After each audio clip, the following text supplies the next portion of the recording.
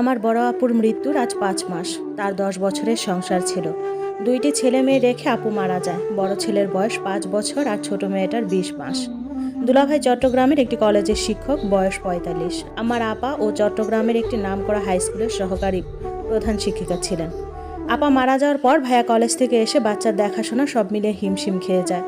আমার মা অসুস্থ মানুষ, এতটা টেক কেয়ার করতে পারে না। আমি যতটুকু পারি তাদের রাখি।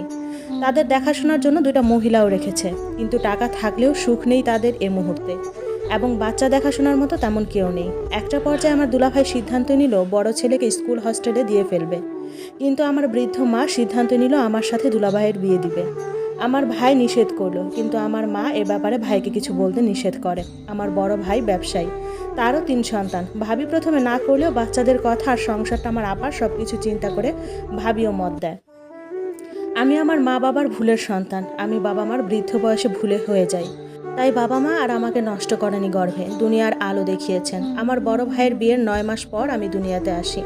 আমি দুনিয়াতে আসার পর আমার মা আরও অসুস্থ হয়ে যায়। আমার যখন ৬ বছর বয়স তখন বাবা মারা যায়। এরপর থেকে মায়ের সঙ্গে আমি। আমার মায়ের শারীরিক অসুস্থতার কারণে মাকে একটু বেশি বৃদ্ধ দেখা যায়।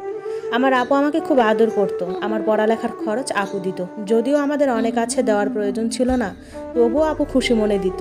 মা নিতে না চাইলে আপু রাগারাগি করতো। আমি আপুর খুব আদরের বোন ছিলাম। আপু থাকাকালীন আপুর স্কুল থেকে এসএসসি পাশ করি। এরপর দুলাভাইয়ের কলেজেই আমি আপু ভর্তি করিয়ে দেয়। এখন ইন্টারে পড়ি, কিন্তু দুলাভাইয়ের সাথে আমার বিয়ের কথায় আমি যেন ভড়কে গেলাম। কি বলে এসব? দুলাভাই আমার চেয়ে বয়সে কত বড়! আমি কান্না টান্না করে শেষ। কিন্তু আম্মা আমাকে বলে এগুলো আমাদের চট্টগ্রামে অহরহ হয়। ৬০ বছরের বুড়া ও ১৫ বছরের মেয়েকে বিয়ে করে আমাদের চট্টগ্রামে।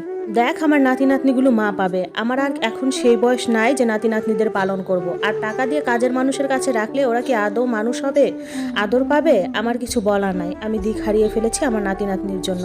আমি এখন মরলেও আমার কলিজাতে পচন ধরবে না এই বাচ্চাগুলোর জন্য। আমার মা এদের চিন্তায় আরও অসুস্থ হয়ে যায়। আপা মারা যাওয়ার পর থেকে আমার মায়ের অবস্থা অনেক খারাপ। দুলাভাইকে বিষয়টা মা বললে দুলাভাই বলে ও আমার ছোট বোন, আমি সবসময় এই চোখেই দেখেছি। আর মা, আমার বয়স তো আপনি জানেনই।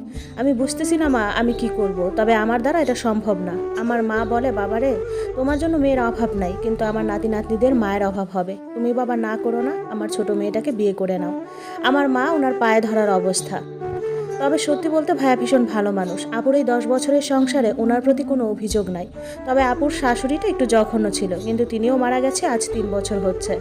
আমি কান্নাকাটি করে অস্থির, কিন্তু মায়ের অসুস্থতায় আর না বলতে পারি নাই। আপুর গয়নাগাটি আর আমার জন্য বিয়ের একটি শাড়ি কিনে আমার মা, দুলাভাই কিনে না। আমার মা ভাবিকে বলে ভাবি গিয়ে কিনে নিয়ে আসে। তারপর বাসায় কাজে এনে কোনো রকমে বিয়েটা হয়।